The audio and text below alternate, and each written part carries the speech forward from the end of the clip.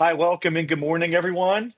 This is our first of a three-part series entitled Avoiding Pitfalls in ABA Billing. So I want to start by doing just a couple of introductions. So Rayni, why don't you start and then we'll get started with our topic.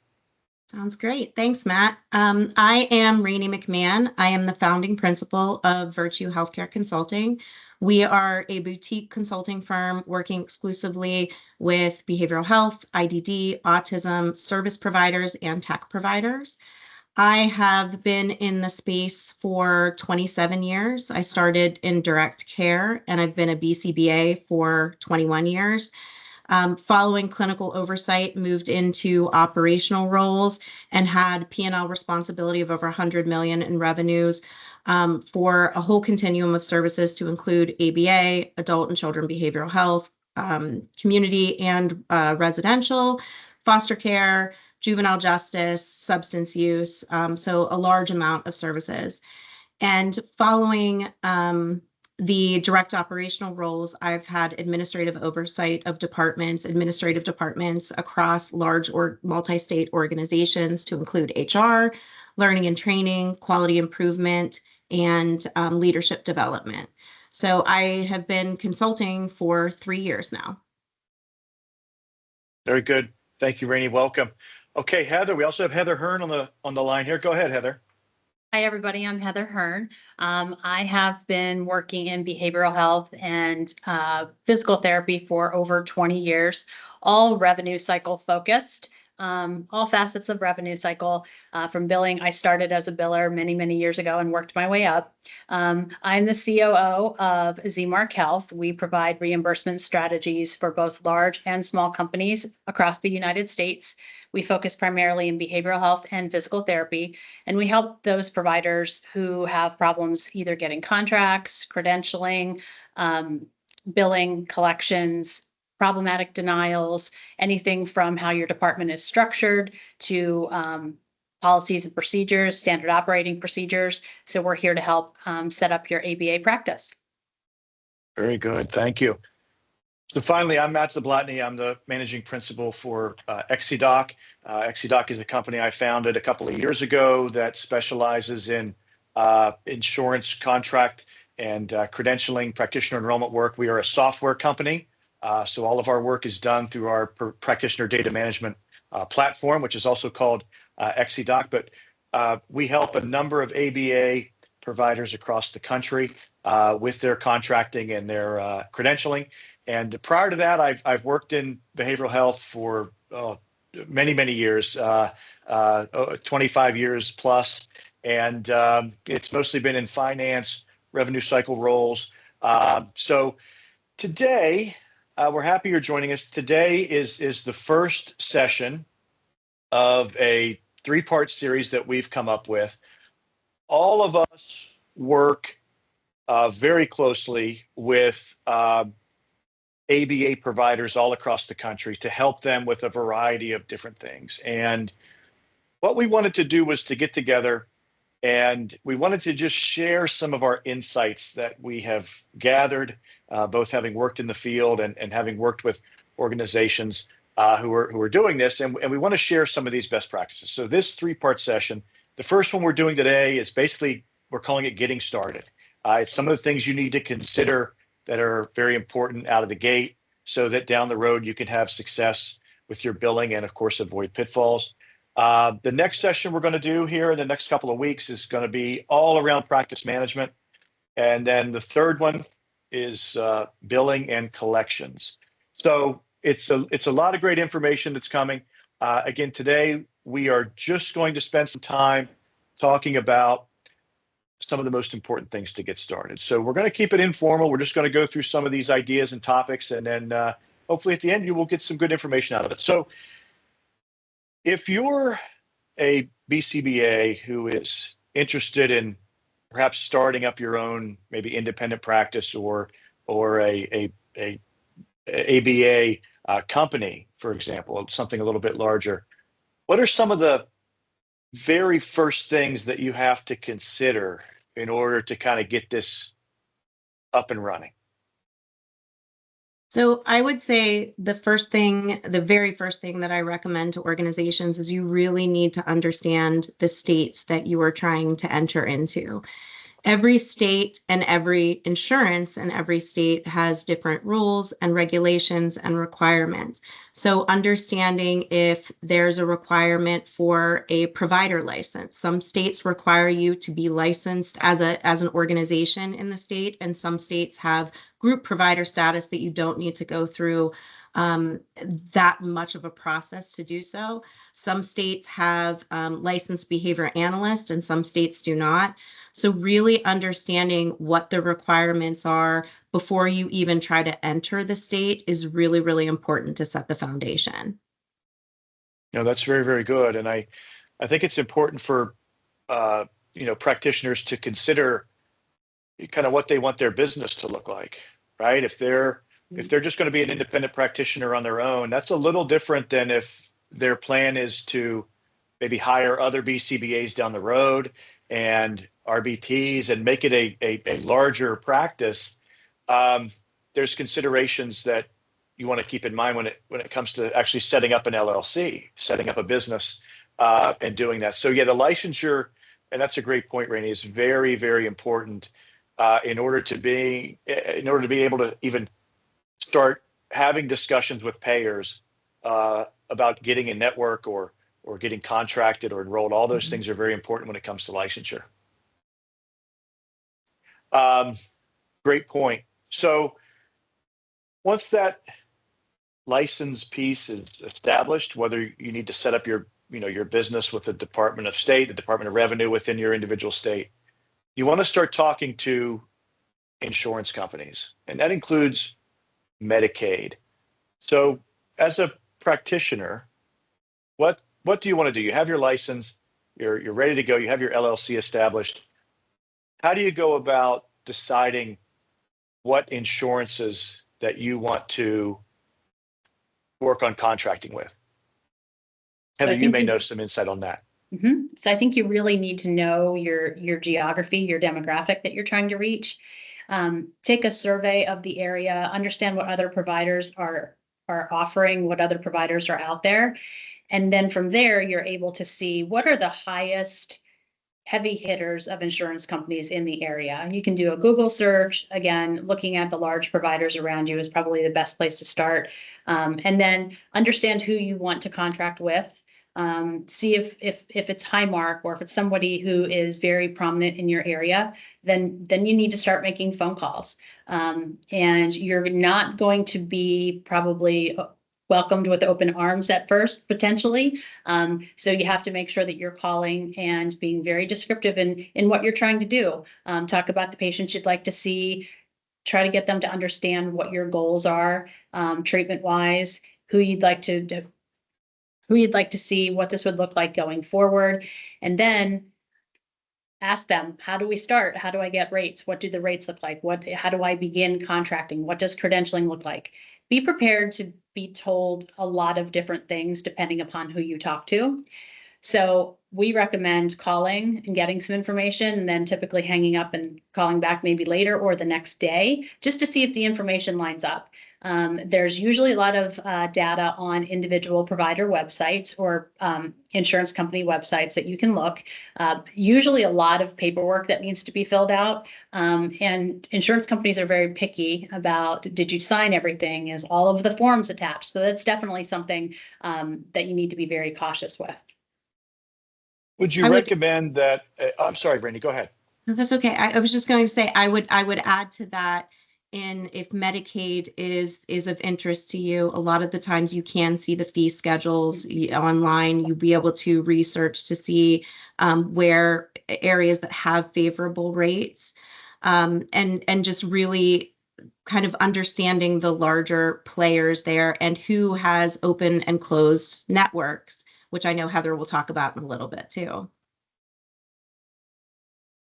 Would you recommend that a BCBA who's going out and looking to start their own business, would you recommend that they try to go and seek some outside help on this in getting in the door with these insurance companies, getting enrolled with Medicaid? I mean, what are your thoughts about bringing in some outside help on that? I mean, I would say yes, it's very helpful because the problem is you can research on the internet all day long. And as you said, you can call and talk to people and get two different answers. So if you have somebody that does have some experience in that space and furthermore has connections in that space, that oftentimes can move you along a lot faster than you can on your own. We always talk about making friends with our payers, and this is as we move forward when you're actually set up and you're ready to bill. But making friends during enrollment, contracting, credentialing is extremely important as well, if you're able to. Some of these companies are very large. It's a 1-800 number. Sometimes you can't even speak to anyone. We've had examples in the past where you can only chat online. So you're probably chatting with someone potentially it's probably AI. So definitely being able to have a friend at an insurance company or at any of the larger networks would be very beneficial. Yeah, very good. If you call and the insurer says that our network is closed right now, call back in a year, what do you do? Don't believe them. We've been told that many times working on contracting and credentialing for some of our clients, and it depends on who you talk to. Again, it really depends on who picks up the phone. Don't believe them. If they do tell you that, ask when they anticipate the network will be open. Sometimes it's 6 months, sometimes they don't know, sometimes it's a year. And then ask the steps that you can take to get on a waiting list. Is there any information that you can pre-certify yourself with the payer, get the information sent over to them? Because then when the network opens up, you're already in queue to be able to become credentialed or contracted. But don't believe that answer. Definitely don't believe it. One of the things that I would say to that too is that sometimes some of the insurance companies have ways that you can justify on how to get into their network even when they are closed. For example, if you're serving in an area where there aren't a lot of other providers, I think it's really important to research where, if it's a clinic or if it's in home, where geographically you will be and how many other providers are in that area, because that's a really important fact to bring to the table to justify why you should be in network as well. And there are ways online that you can figure that out. You can see how many providers are in a certain radius and then be able to say, hey, you're missing care here, and talk about the patient or the client that you'll be seeing, talk about the lives that would be touched, because that typically will help move things in the right direction. So in a way, you're filling a need that the insurer has, right, to cover maybe a certain geographic catchment area, and that can be an advantage for an organization that's trying to get in. Yes. Yeah, that's very, very good. So you've successfully reached out to the insurance company. You've started through the process of getting your application submitted, the enrollment, the contracting, all that. You're a new startup company. You're given a rate that you may not like. You may say that reimbursement rate isn't near what I was looking for. How do you manage that as a new company that really doesn't have any leverage to negotiate at this point? You know, what are some ways that you can manage it both in the near term and in the long term? So many times you'll be told the network is closed. You get past that hurdle. And then it comes time to talk about rates. Sometimes rates are posted on individual insurance companies' websites, not so often. It usually have to be down the road with them to be able to get a rate sheet. Medicaid is a little bit different.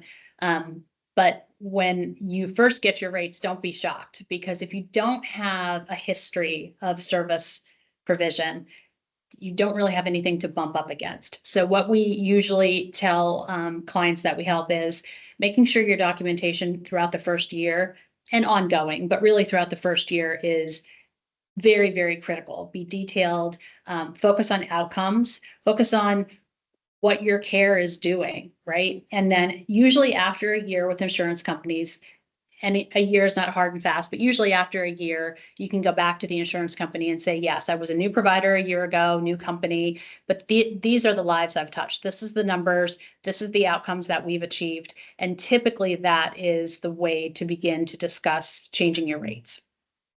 And Heather, I would say a lot of the times when new providers come in, outcomes are not really the first thing that they're thinking of. And it's a really important point that right out of the gate, you're thinking about what are the metrics that you are going to be measuring?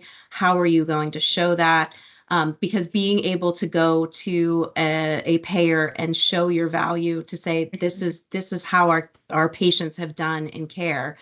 Is a really important part of getting not only just up to the rate that you want to get to, but to enhanced rates eventually. Yes. Yeah, that's very good. And kind of piggybacking off of that topic, is capturing that information as your practice is now up and running. You're seeing consumers, you're capturing all this. So one of the questions that we get a lot, I know, here at exydoc is related to electronic medical records and the investment that is kind of needed in an EMR out of the gate. So, as a small practice getting started, do you need an electronic medical record? I think we would say, yes, you do, unless you want to do a lot of manual work and then have it be harder to transition later as you scale. When you don't have electronic means in place, everything that you're doing from data collection to outcomes is all going to be manual processes, and you're not going to have the efficiencies that you have with an electronic health record. You're also not going to have some of the checks and balances that you have with an electronic health record that are really, really crucial to a small provider. So could you? Yes, you could start out and do everything on paper, but you're only going to make your life more difficult from that point on. So you could do it. It's just not recommended. Definitely not recommended. So any recommendations on how to determine where to make that investment? Because I'll tell you, there's having worked in the electronic medical record world for many years, I can tell you that it spans the sort of the gamut from somewhat inexpensive with perhaps limited functionality, all the way up to very expensive with a ton of great feature functionality. So if you're starting a small practice and maybe you don't have a lot of, startup funding, what do you think is the best way to approach it? Do your research and probably hire someone who can handle this for you. To your point, Matt, there's a lot of software out there, a lot from small individual setup online. It doesn't really do a whole lot, but spit out claims. Then there's your more robust systems that can do everything from your clinical documentation all the way through claims, cash posting, and denial. So really doing your research, understanding probably in your first year, you're going to have, or your first several years, you're going to have an anticipated number of lives that you're going to touch. That is a key part to understanding what EMR to select. If you're going to scale up and be seeing 500 patients within 6 months, then you probably need something that's a little bit more robust than maybe some of the smaller options that are out there. And I always recommend to organizations and that they note down and talk to other people. What are the crucial things that you need to have? Like, not your nice to have, but what are your need to have in the beginning, and use that as a framework as you do demos with different companies to see who can meet your needs, not only be in your price range, but who has those need to have. People always ask them, like, well, which one is the best? Which one is the right one to go to? And the answer is there really isn't one. It's really based upon what your organization needs and how that software can meet it. So it's really important that you think through that before you even start the search. And also understanding the level of support that your EMR will provide. Not only when you're starting, what the training will look like, but then what does the ongoing support look like, and what are the costs associated with that? Many times we talk to individual clients that we deal with, and the support is not what was expected, or the support is very, very expensive. So making sure that you're clear about that up front will go a long way, along with, like I said, training. You want to make sure that you're very, very clear what the EMR can do for you, and having that training, understanding it from start to finish is extremely important. That's very good. Part of how I view this too is the business owner needs to kind of map out what their plan is over, say, the next 5, maybe 10 years. What are they planning to do with this organization? Are they planning just to be a very small practice where maybe it's just them as the BCBA, and they may not need as robust of a platform? But if the 5-year plan is, you want to grow to, 25 million in revenue, you want to have, 50 service locations, then your plan out of the gate needs to be a little bit different. And I've seen many organizations that will come into this and go with a piece of software that is maybe less expensive, less feature functionality, just to be able to get started. But then the grueling task ends up happening, down the road, where you have to switch EMRs, which is we can all tell you, it's painful. And, if you're thinking about, if you have a growth plan, a business plan, if you want to be a big player in this space, you want to be hiring people, you need to probably make that investment early on for a more robust system, because you're not going to want to try to change, especially in the first few years of business. It's going to be tough. I can tell you, when we started exydoc, of course, our trajectory is growth and building this business over the coming years. So, we invested very heavily in a very expensive CRM platform to track everything, all of our sales and things. And do we need that as a smaller business right now? Not really, but we know 2 years down the road or 3 years down the road, we're absolutely going to be glad that we made that decision. So that's really important to keep in mind is, where are you taking the business? And that should help with your initial planning on that. Right? Yeah. All right. Very, very good.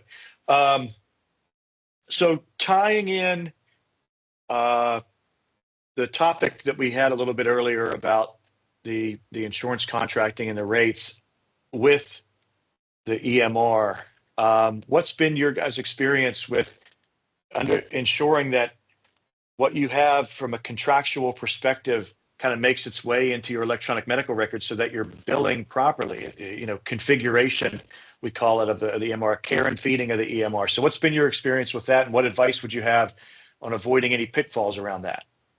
We're both smiling because I think we've had a lot of experience with this. So Yeah. Once there's all these steps to actually providing care and getting paid for it. So once you pick your EMR, setting it up and maintaining it is the next crucial thing, right? I mean, because if you work very hard to provide care and you have contracts, whether you like the rates for the first year or two or not, if you don't have your system set up appropriately, it's kind of all for nothing, because you have to make sure that your system is set up to bill appropriately. You can provide all the care that you want, but if you can't get paid for it at the end of the day, you probably won't be able to stay open very long. So when you get you need to set up a process internally, whether it's your admin assistant or whether you have a team, depending upon what that looks like when you grow. Everything really needs to be very tightly monitored and managed. So using an example, doing this internally. So if you get a contract from Blue Cross or one of your payers, it needs to be reviewed by multiple people to make sure the rates are what you expect. If they're adding a modifier, if they're removing a modifier, if they're changing a unit structure. Once that's reviewed internally, then you have to have a point person or a team, depending upon size, to make those changes within your EMR. Making sure those changes happen timely and accurately is critically important. If you do not have the correct modifier, as an example, and your claims bill out They're only going to deny or pay improperly. So making sure that it's vetted. If a contract comes in, it's vetted, then it's updated in your EMR. And then once it's updated, you should be running some type of data report to be able to look at it and say, okay, I added the XY modifier. The XY modifier is on the, it's showing in the report now, and that's what's going to go on the claim. We also recommend keeping a log of all the changes that you make, because there's going to be a time in 6 months where you say, oh, why did I change that modifier? Well, it's because we got this contract. So making sure everything is stored appropriately, whether it's a filing system, and then also having a log to outline all the changes that you make in your EMR is very, very important. Rayni and I have been through many, and Matt, many changes that did not get into an EMR, and then to only deal with the aftermath when it comes time to get paid. On the contract end, one of the things that I have done for clients before is an insurance crosswalk, because as you get more contracts and as you have more requirements, and they're all different, you know, as far as what's their timely filing window, when does your contract renew, all of those different things, to have that instead of having to pour through a, you know, many page document. I think that's a really good tool for organizations to have. And I would also say, avoid taking shortcuts in the beginning. Even when you are small, make sure that you are setting it up in the way that is recommended, and that it makes sense for scalability. I've seen organizations where, you know, even tying staff credentials to modifiers has been done in kind of a manual workaround in the beginning, which works when you only have a few staff. But as you grow, that becomes unsustainable. So really making sure that you're doing your research or getting someone to help you in the ways to set that up in the right way from the beginning.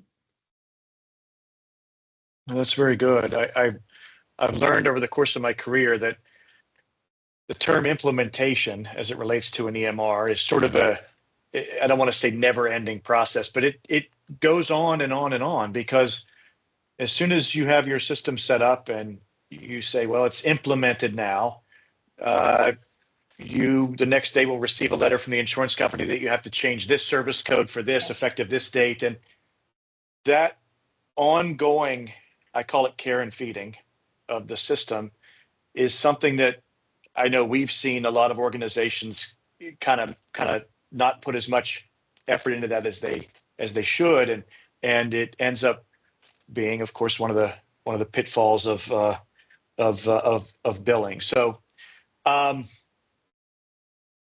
we've touched on a couple of key topics today. Again, our goal with this was to provide some insight as we see it, working with organizations all across the country, our own personal experience. There are 10,000 other small details that go into all of these pieces. We've just hit on a few of the big items that we see, you know, organizations struggling with, and things that they want to avoid. So our first session today was kind of like a few of the things you need to sort of get started. Our next session is going to be on practice management. That'll be coming out in a couple of weeks. And then after that will be our last one on billing and collections. In the meantime, if you've heard anything today that you've got further questions on, if you would need any assistance with any of these really important topics, we would love to talk to you. So I'm just going to hold that slide up here for just a minute so you can see our email addresses. You can find any of us on LinkedIn. We would love to hear from you. And I want to thank Heather and Rayni today for joining me. It was some really great information. Again, I think we've just kind of scratched the surface of this, but there's a lot more we can share with you in detail if you would need it.